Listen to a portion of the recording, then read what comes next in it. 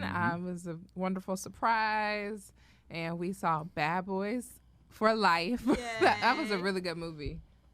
What'd you Yeah. guys do? We for Valentine's Day we went to breakfast, and yeah, we went to breakfast and celebrated each other, and then I went to work, and then you went to work, and then I got some pampering done after work. But it was a good day. Yeah, it was a really good day.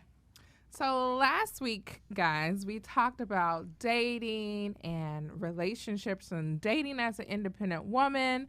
And so today we have our spouses, and our show is called Meet the Moors and Dawsonville. Well, So, Maya, how did you perceive marriage growing up?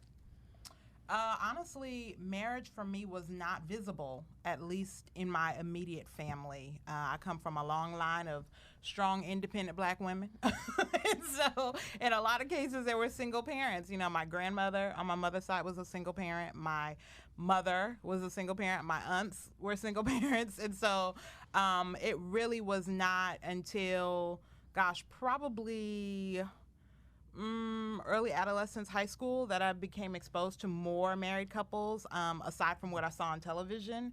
So I really did not have like I was kind of flying without a parachute, if you will, for a while. And I think as a result, my perspective of men in marriage was somewhat skewed or romanticized, if I had one. So yeah. What about you?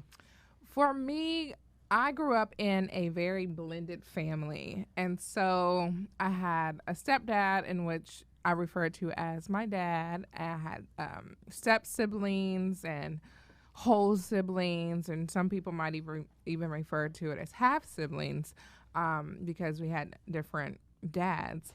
But watching my family raise us gave me a perception of marriage that it was a partnership, number one, and it took a lot of hard work to function effectively in a marriage. And that's the way that I perceived marriage.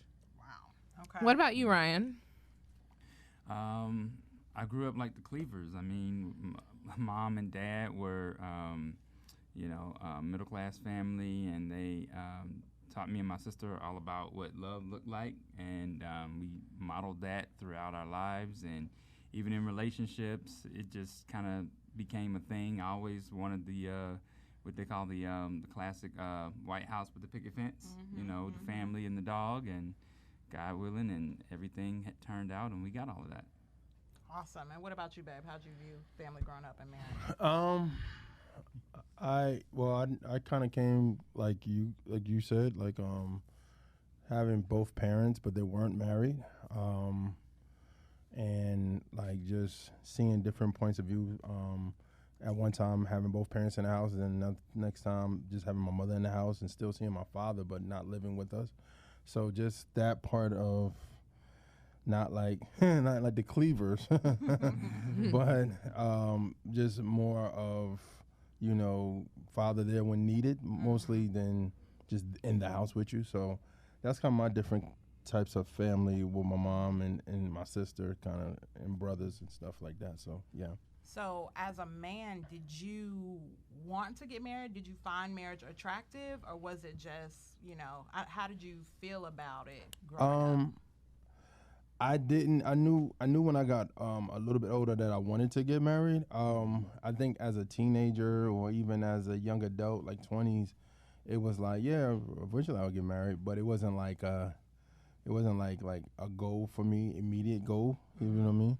I was more of a like, okay, I could see myself getting married. But I think at the time was our church that we was going to had the ideals of what a marriage looked like, and it always seemed like even as a single in the church at the time, it just felt like all the married people were having fun. Like at the conferences for the singles, you hear, y'all gotta live right, but we're about to go do it tonight, and like stuff like that. So that's when your idea was like, well, we got to do this thing right so we can do it tonight. You know what I mean? So I just think that's the thing that we that's how I view marriage, was seeing healthy married couples in the church that we used to go to, but seeing them loving each other and like, oh, that's a goal to have. So. Gotcha. What about you all? I think I always wanted to get married because of the Lifetime movies. I used to watch Lifetime movies growing up, and I would almost fantasize about, the fairy tale marriage, how media portrays marriage. And so it was always something that I wanted to do. What about you, They don't Ryan? always turn out so well, though. Most Lifetime movies do turn out well for the women. Now you got my antennas up. 'Cause Are you thinking Hallmark or Lifetime? Hallmark is the one where the wholesome family comes together. And Yeah, raises it's the a kids. Hallmark. Lifetime is the one That's where you funny. find the spouse in the trunk. Oh, I'm not trying to go there. So you got my antenna up. Yeah. Oh, So Lord. I was really into the rom-coms growing up. Really? Watching movies, television. Yeah, watching movies and television. Wow. And so I always saw like the perfect example of the overcomer love story. When you think about Julia Roberts in the movie, I can't remember the name of the movie. Best Man. Oh, I was Best gonna Man say, Wedding. please don't say Pretty Woman, but go. Yeah. And then you think about all the other types of movies where you see the families together. Like you remember Beethoven, you remember Dennis the Menace and things like that. I always saw that family as a whole. So to me, yeah, I always wanted to get married. It was one of those things where thank God when I was like in elementary school, I discovered that I like girls, and I always played house and had that idea in the back of my mind. He played with dolls with his sister, y'all. Yeah, Dang. so I had a sister who was that was man. the only way I could really connect with her. Yeah. So yeah, I had a couple of dolls and named them. My dad was like, What are back you and back doing? when he saw them. Yeah, back and back when he saw that. But it worked out. I was always secure in my manhood. Yeah, you were being prepared. Yes. Yeah. And my sister was my role model. I still look up to her to this day. She has always been my rock. And so every time I see her do something, she got married first, she had kids, and I was like, okay, I'm going to go that way. Okay, I'm going to go that route. So she's always been That's a awesome. role model. There's nothing wrong with playing with dolls. Nothing Ryan. wrong with it at all. I had I know. male cousin. We're You the gotta same tell me. age when he grew up, and he had a Cabbage Patch Kid, and he's a great father. Like I Yeah. always just took it to mean like, wow, he's a nurturer. Like great. Yeah, I father. don't think he the- wanted people to know that, though. I went to the Yeah. Cabbage Patch I don't think hospital he's like, I did thanks. too. I love with the my Cabbage Patch. sister's Girl Scout troop and got a Cabbage Patch then too. My dad wasn't happy about that one. He's not happy about that. He's I like, thought you were want going to say, one. like, He's G.I. cradling it. Why is he Joe's, cradling it? wrestling men. Well, I was gonna say, do you want to talk about? Your Yeah, I mean, I was playing with wrestling men, too. Like, wrestling men, Action action figures. figures. But, which course. you still have an affinity for. Yeah, I but- still do. Yeah. I still Okay, do. so. All I'd love right. to see So, I would. secrets from the more than. You'd be Dawson. shocked that a lot of people I mean, this ain't you guys kind of space, but in the Christian hip hop are collectors of married Oh, yeah. and collectors of Wow. action figures. But go ahead. Thank you for that tidbit. So, how did you prepare for marriage, Maya? You know what? I knew growing up that there were certain things that I wanted for myself that I wasn't experiencing. Like I saw the struggles of, single parenting. And so I knew like, I want a partner in this life, and Chris mentioned earlier, in college, we were a part of the same ministry and at the same church and into our young adult years. And there was a high regard for marriage in that environment as well. And so I knew early on, like, this is what I want for myself. I haven't seen it growing up, but I knew this was what I wanted. And so for me, preparation-wise, I did a lot of work on me, and it looked different in different seasons, but I focused on strengthening my relationship with God. I focused in on being healthy emotionally, not carrying my daddy issues into any relationships with men, and so I did a lot of work on me, try to get my finances in order, not living in debt, but really, like we talked about last week, trying to be that independent woman so that I wasn't carrying baggage into whatever relationship God had for me. So I really tried to be whole and content too. That was another way that I really was trying to prepare for marriage, because I had to get to a place where I was like, yes, this is a desire that I have, but I'm okay if it doesn't happen. And it wasn't until I got to that place that, we started dating. So yeah. How about you? My biggest thing was education to prepare for marriage for me. I watched my mom go to school and take care of 6 kids, and she was constantly in education and pursuing degrees, and I would just watch her stay up so late at night and still being an excellent mother, cooking, cleaning. And it was very stressful for her trying to go to school and take care of a family. So her biggest thing for us was make sure you get had his suit on and trench coat and pulled the apple out and was like, I brought an apple for my favorite teacher. I was like, okay, Well, just y'all remember got at their off the wedding, they did the phone. exact same thing. They did. Yes. You see, everybody couldn't do that because she happened to be a teacher at my old middle school. Okay. So I walked up to the front desk and I told them who I was, and I was just like, I used to go to school here. Can I walk around the hallways? And they were like, sure. Not really a thing anymore. Yeah, I know. Oh my God. You Who was walk in with a who was trench the coat hallway and- people there? Who was the security there? I was like, I sir, I actually don't ran care into where you somebody went who to. I used to, I actually knew. Like, one of the old administrators was still there and remembered me. I Oh, was a wow. fighter in school, so I was known for ISS and suspension, so they remembered me. He was And a they bad still boy let you for walk real. around? Bad boy Yeah. Ryan. We finding Yeah. out all the deets. They still let you do it? Okay, so what made you pursue Latoya? That phone conversation. Just the fact that I knew on that conversation she was gonna be my wife. Wow. Yeah, I did, because we had hashed. Proposed and when you proposed. Okay, so again, you gotta watch those rom-coms. Let's see. First thing I did was to like really set myself up is I got my tax return, and I broke into her house. Yeah, broke into her house. Okay, this is not romantic. Yeah. Well, listen, I said have to what have it's my not. own story. Broke into a I have house. to have my own story. This is why it's called his story. 'Cause And I knew she was coming up to her graduation, and I saw a rom-com where somebody had proposed at the Proscenio building in Boston. It's the highest building with the restaurant, some more rings, right? And so I already had the ring in my pocket. It was good to go.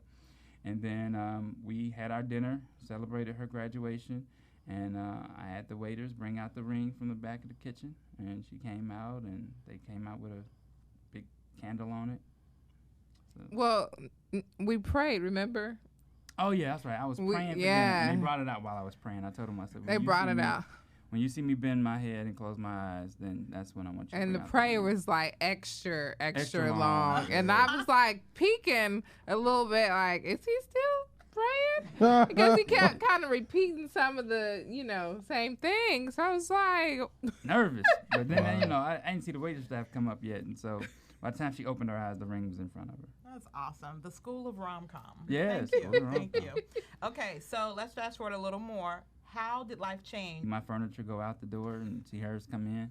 So, it was just that boundaries thing. That was changing a lot. But I always had a rule, and I stick to this rule. I control the remote control. That's my thing. It's like I cannot sit down and watch something that I'm not interested in. She likes this Snapped television show, and so it really has a hard time with me when I can't control things. So We need to pray for having Toya. that space and please do. having that space Pray and, for her, man. all that kind of stuff just Snap. changed for me. But then also, we grew up fast because we got pregnant in our first year. Mm. So, finding out that Big the baby was on the way and buying a new house and all that kind of stuff and trying to, make room and then expand our territory was a challenge. Awesome. Okay, last question before we move on to Toya, because I know you bursting at the seams. Like I got to clarify some things. Should I remember things Give as me well your as I do. greatest joy and your greatest challenge in marriage thus far. The greatest challenge has honestly been trying to go down the entrepreneurial route and hoping that the person that you are laying next to believes in you as much as you believe in what you have. And, when those things get hard and when you get discouraged and you want to give up on yourself, you're just like praying to God, like, I hope this person doesn't give up on me too. Yeah. So that's been a big challenge is that, it eats into family time. It eats into devotion. It eats into time with your spouse. It eats into everything you do, trying to chase this dream that God has for us. And so that's been the biggest challenge. I think the biggest joy is, of course, having our kids, being able to see little mini hers and mini me's, more mini me's than her. But just seeing, the kids take after our personalities, and whenever our child, our middle child does something, rambunctious or crazy, I can always see myself in there. Like, I used to do that. So I understand her better, So it's like seeing kids and being able to, see their patterns coming out of your lifestyle and your lifestyle coming out of theirs has been a joy. That's awesome. Thank you, Ryan. Thank you. All right, LaToya, do you have anything to add to the story of how you all met? I sprained my ankle at church that day. It was cold. It was in January, and my car broke down. So my neighbor gave me a ride to church, and so he was talking to my neighbor's son when I came up. I wasn't ear hustling like he said, but that was my neighbor's son. So essentially he was my ride.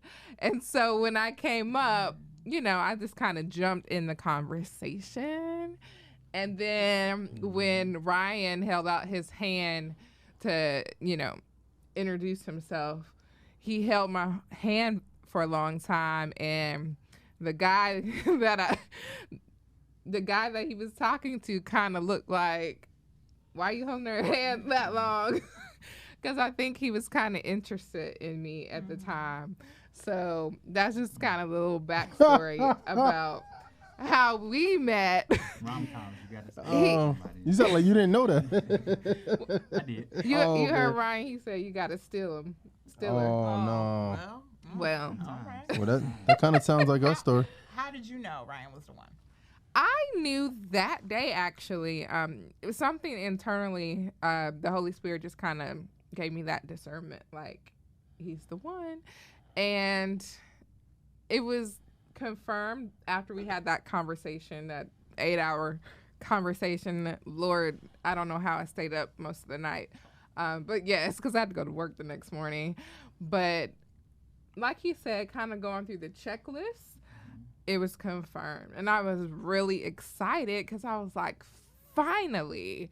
Because, sometimes you're like, who's for me, God? I'm just tired of dating. And it finally happened where I knew, like, he's the one. Finally, my spouse. It was like a divine appointment.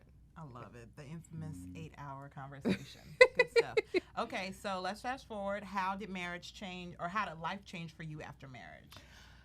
Life change because, number one, you don't necessarily grow up the same way, so you have different standards and different ways that you do things. My standard of clean is different from his standard, so I had to do some adjustments once we got married, because I was more clean and a neat freak, and he was not. He was like, chill, those dishes will be fine. And I was like, but we need to wash dishes before we go to bed, and he was like, you'll be fine. So just kind of learning to kind of compromise so that we can have a peaceful household and not necessarily a perfect household and not perfectly clean all the time. So that's how life changed for me. Got you. And last question, give me your greatest joy and greatest challenge since being married. My greatest challenge, I think, is understanding the differences between how a man thinks and how a woman thinks, because we think completely different. Women, I think, what is that book? Women are from... Oh, men are from Mars and women are from Venus. Yes. Just understanding how to navigate our emotions, because we're definitely more emotional. And sometimes men don't understand that. And I know me and Ryan, we've talked about, hey, leave space for me to cry and vent and be frustrated without taking offense to it, or without feeling like you have to fix it. It's just part of our DNA. We're just more emotional beings. So that's probably been our greatest challenge, or my greatest challenge, is communicating to him that, hey, it's okay. I'm not mad at you, but I'm just frustrated. And that doesn't mean I'm going to, be mad at you all day. It's just, let me have my moment. And my greatest joy is definitely being able to learn Ryan and see him grow and develop into a husband and a father of 3 little girls. It's just been amazing to see the different layers that marriage exposes. Yeah. And that's probably been my greatest joy, is watching him develop over time. That's awesome. And I mean, I've developed too over time, but I think I've really enjoyed getting to know him more intimately in a marriage. You can't read between the lines. That means taking on more chores around the house. Grow and develop as a husband and a father. That's what that means. Yes, he does much better with cleaning and helping with cooking and things like that. You're doing way better than when we first started. So, kudos! Yay, congratulations. All right, so now it's time to interview the Dawsonville. So, Chris, I'll start with you. How did you and Maya meet? You want to show? You want to show the business, everything? Yes, Okay. let's hear it. Make our story look good. Okay, so me and Maya, of course, we was going to the same church, but we met in 2002. Well, that wasn't the first time because we went to leadership training. Yeah. Let's do that. Yeah, but that's what I'm saying. Like, we was part of the same church. So we met. We officially met there, but we worked at a camp together, and we were counselors together for the same thing, like for the same age group and stuff. So we met there, and after that, I dated somebody that she was friends with, and Ooh. and then Thank you for the. I dated somebody. I dated somebody for friends with it for a very long time, and then that didn't work out, and then we were still friends at that time. Yeah, we were still friends all the way to. I knew after that situation, I was like, I asked God. I said, God, I really want to marry somebody who I'm already friends with, because I think that experience was good, but I think that experience taught me that you need to know somebody before getting into a relationship with somebody, versus trying to figure them out. And I think where I was in my life, I was like, I just don't want to figure nobody out no more. I want to know that person, even if I'm still figuring mine out to this day and still learning and everything like that. But at the same time, I knew I wanted something where I was friends with the person for real. And then a lot of people that I knew that were like my leaders at church or whatever, some of them were married to people that said they were like, I'm friends with her first, I was friends with him and XYZ. So I knew I wanted that. So I would say it took me a while. I'll be honest, it took me a while, because one, I was so mindful of her friendship with my ex-girlfriend, to a point where I was like, I don't want to go down that route. I don't want to go down that route at all. I want to stay far away from that. And people was telling me, actually, Sean Tanner, Track Stars, was like, man, you just ask out, she gonna say yes. I was like, but I don't want to go down that road. Because it was so many people at our church at the time that were dating, and they were missionary dating. So they would like date somebody and it didn't work out. Then you see them with another person. And I was big on integrity and character and like making people like my name is good, versus just like, yo, you don't want to mess with that dude because he's all the way around the world. So I knew for a fact that that's what I didn't want. So I think what came up was one day I was, I did some, I mean, she'd probably say this, I did some whack stuff. So, and whack stuff meaning like one day we are in our chapel area and we talking for an hour, like, what are you talking about, like an hour, right? Yeah. So we talking from church, I think. Yeah. Midweek service, Yeah. talking to your tail. Go ahead. So we talking for like an hour about what, dating? What we talking about, dating or relationships? Hypothetical. Oh yeah. So we stuff. talking about hypotheticals. And at the end of that, she said, so what does this mean, Chris? And I was like, nothing. And it just walked off. Right? So Oh my goodness. so Mess. Nothing. So- I just wasted your time so for a yeah, whole hour. Yeah, pretty much. And made you miss midweek service. So we left. But in that time, was this before you dated those? I think it was while I was. Yeah. Because Yeah. it was kind of like boom, boom, boom for me. Yeah, Like, yeah. And I was about to date somebody else, but then I was like, I actually talked to my mother about that situation. She was like, "Don't go in that situation." And I was like, "Okay." And then we started talking after that, and then I asked her out and we went on our first date. So, what made you decide to really pursue Maya as your spouse? And then, how did you know that she was the one? How do I? I would say I knew she was the one when I went through the time I went through, and that frustrated her. But I knew she was the one. And then also, I had an intervention. Ryan, Shantana, and Rick Sincere had an intervention at Rick Sincere's house, and it was like. Tell us about the intervention. Okay, so what led to the intervention? Well, I was Go ahead. I was out of a job. So what happened was I was out of a job for like 2 years. Yeah. Because I was trying to. One thing was I could have found a job in the career field, like the warehouse work industry, but I was trying to find something totally different. So as I'm looking and trying for other stuff, I wasn't getting no work. So we were going out on dates, and I remember when I did, I lost my job, and they laid me off. And I remember telling her, and I told her, I said, "Well, Maya, we can't go out on dates like we used to because got to save up the money that I had because I lost my job."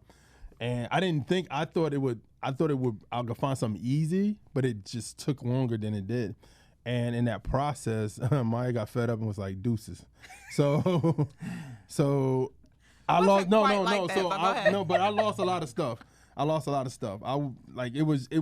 God through that time was faithful to me.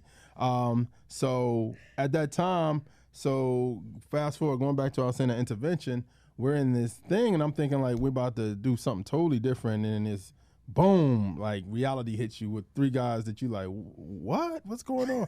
So after that, an intervention. After that, in that conversation, it went from you got to get your job. I know somebody can get you a job, and then somebody else was like, you need to get Maya back. I was like, what? And then here's the funny thing. I think I got cocky too because when Maya broke up with me, I was like, you know what? Forget her. I'm gonna go out and go hard in the paint. I was so in my mind. I was like, forget her. He was singing, "You don't have to call." Yeah. So I was like, forget her. I was like, forget her. I don't need her. And Shantana was like, no, bro, you need her. You need to go get her back. Good job, Sean. You need to go get her. I was like, nah, man, I ain't messing with that. No, go get her. So then we met and talked over some stuff, and then we got back together, and then stuff just started turning around for me. I eventually got a job and positions and stuff like that, and then after that, when I knew, I just knew her standing by me when I really didn't have anything stuck out for me, because I think to me, if you with somebody that's with you because it's great, then you got to question motives. But if you with somebody who with you when you don't have anything and going through a rough time, then that says a lot to me. So yeah, the long-winded version. So how did you propose to Maya? I took Maya back on our first date. So our first date, we went to a movie, we went to a coffee house, and honestly, we went back to the chapel. So what happened was I had different landmarks that we did on each date that we had, like a significant date. So our coffee house, went to the coffee house. The coffee house and the movie was near each other, so we went there. Then we went to where we first ate at, and then we went to the chapel. And she got mad because she was like, why are we going back to my job? I was like, just trust me, it's going to be a workout. That's right, I did work there. I was mad. Go ahead. And then I proposed in the chapel. But I think every landmark, I went to every place that we had a memory at and a landmark, and it happened.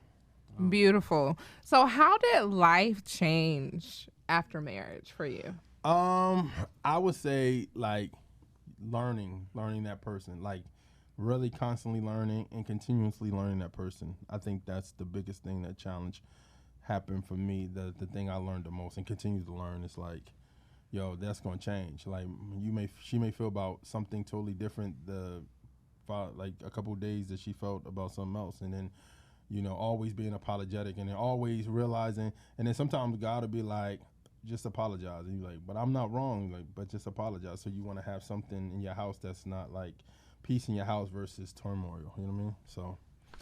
So, last question for you. What has been your greatest challenge in marriage, and what has been your greatest joy in marriage? I think the greatest challenge, I would say, is to like really not.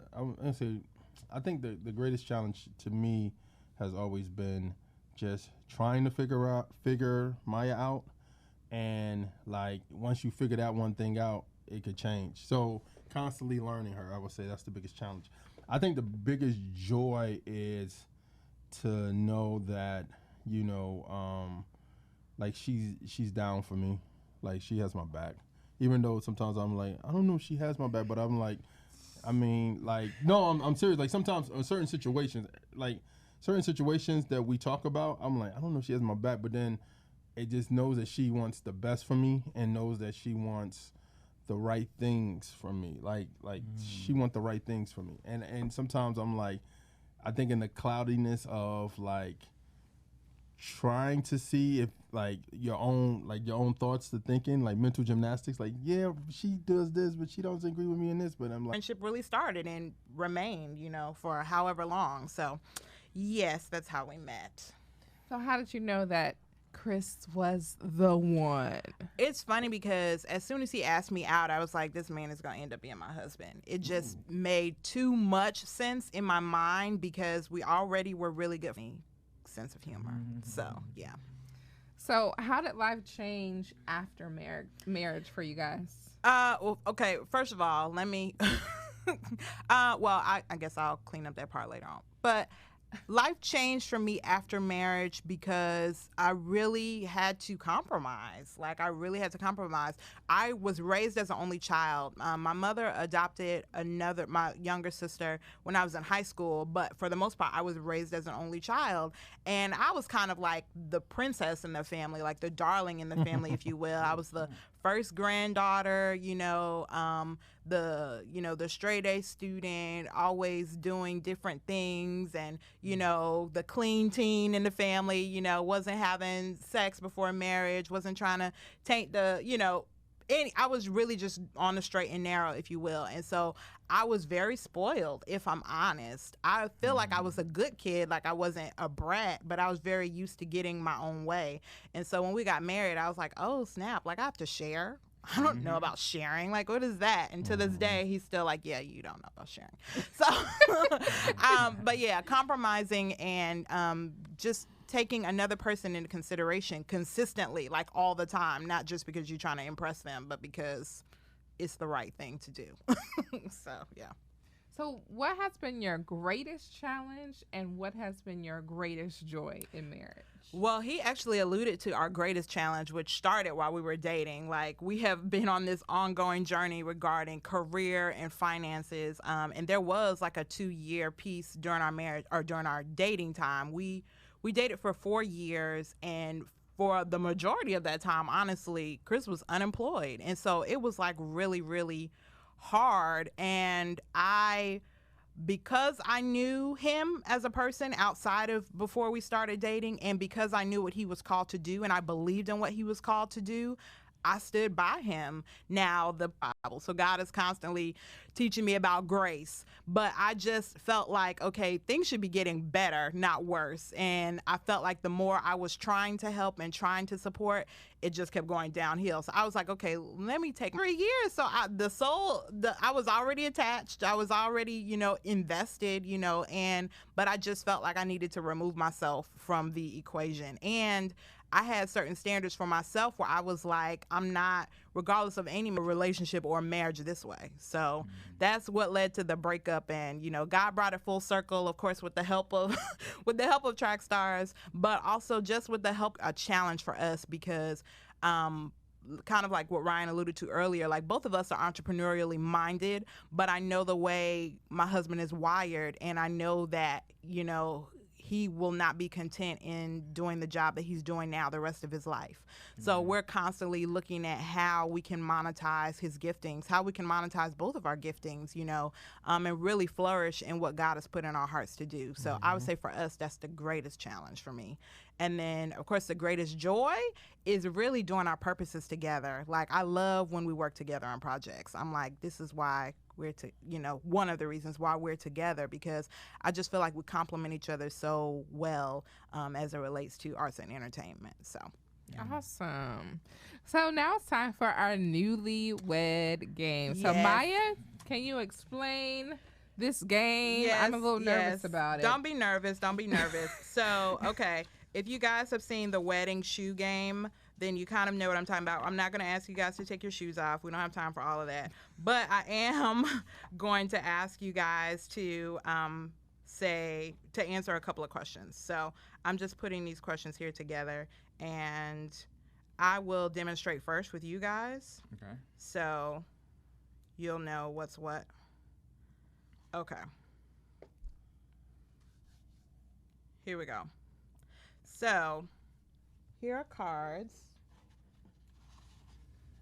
These are ours, and these are yours. So take one. Each of you should have both of your names. Okay. There you go. All right. Oops, sorry, that's my water bottle down there. Okay, so each of you should have your own words for the person's name. So I'm going to ask a question, and you put up the name, you show the camera, the name of whichever person you think this identifies with best, okay? We're not there yet. Oh, okay. Follow What question? instructions. Okay. So the first question is, who said I love you first? Is that true? Yeah, okay, that's true. both of y'all. Okay, cool. All right. Yes, he did. Second question is, as far as the girls are concerned, who's good cop? Definitely Ryan. Okay. And then the last question is, who is the better driver? Ah, we see. That's good. That's funny. That's funny. No. Okay. Mr. Moore over here struggles with road rage a little bit. I'm the better driver. Yeah, but I always feel like I'm about to get a mailbox in the teeth when she drives. Oh my gosh. When I'm on that passenger side, it's like, Oh my gosh. you see how close that mailbox is to the mirror? Oh my I gosh. guess we need to for the audio tell them who won. Well, when we're doing it's, these. yeah, that's true. Okay, so for the first one, as far as who said I love you first, it was Ryan, right? Yes, it was Ryan. And then for good cop with the girls was Ryan. Yep. Was that right? Yes. And then we definitely good cop over here. We had a draw for who's the better driver, which is good because you guys honestly think highly of one another, right? Did you put the opposite person I up? Put me. I put never mind. myself up. I'm the better driver because Never mind. Mr. Moore over here has a little bit of road rage. Oh my That's gosh. okay though. I mean, driving road rage is, Oh my yelling gosh. at somebody who's in front of you, but driving is Hilarious. Okay, Driving. so Get us there safely and without. okay, people we thinking. moving on to Dawsonville now. Thank you, Ryan. Okay, for those three, these are your questions. I don't know if you can see this, but who's that? Who's that? And who's that? You see what All I'm talking right. about? Okay. Dawsonville. Let's go, Chris.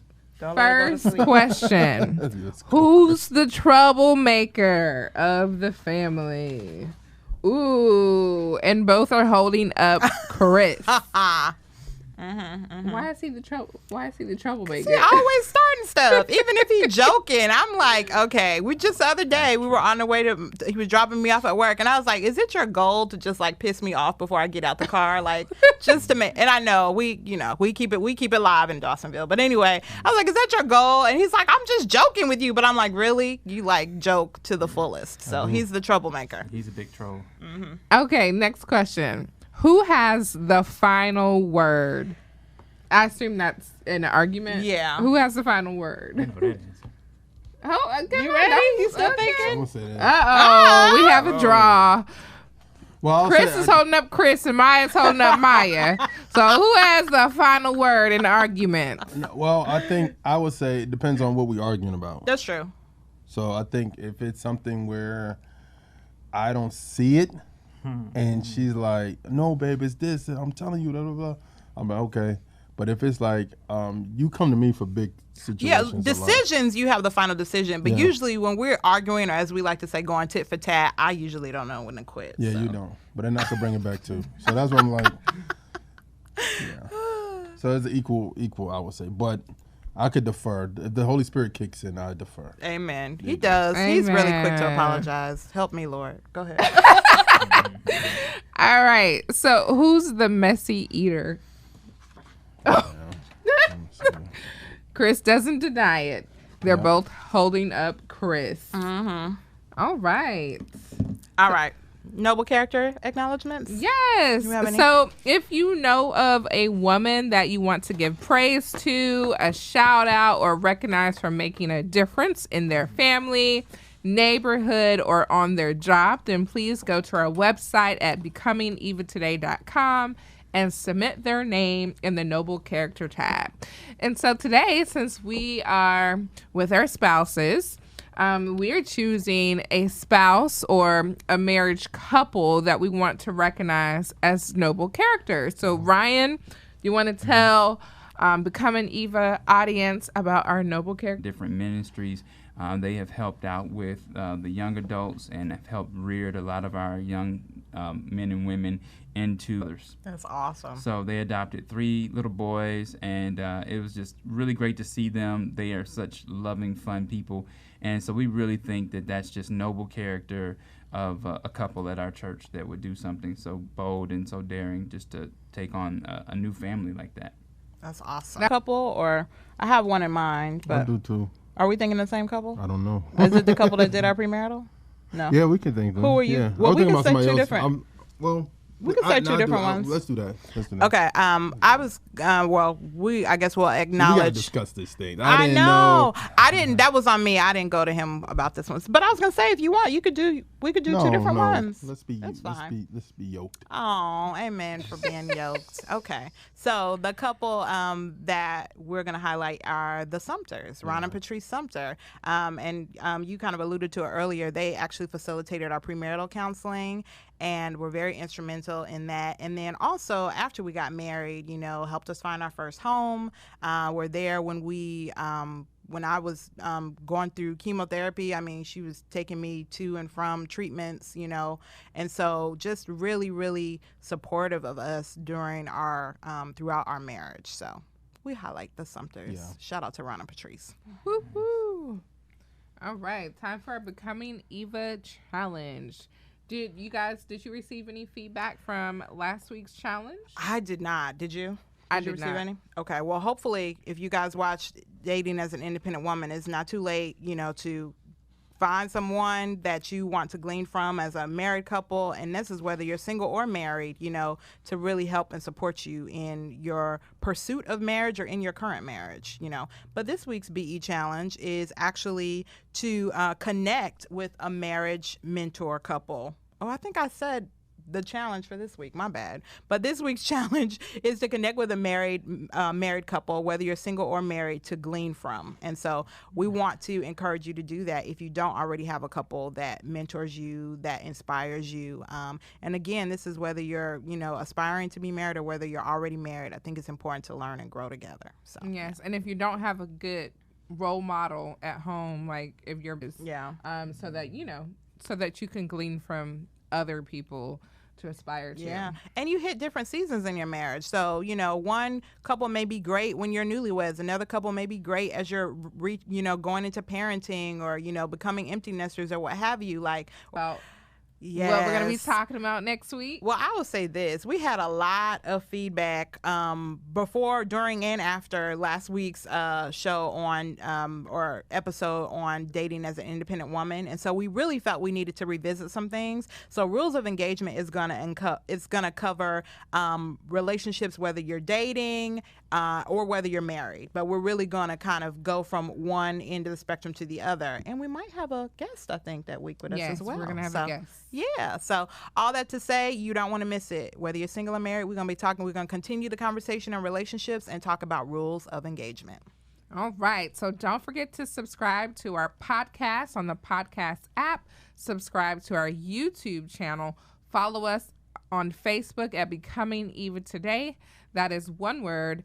Follow us on Instagram and Twitter at Becoming Eva Today. See you soon. Peace. Y'all didn't freeze today.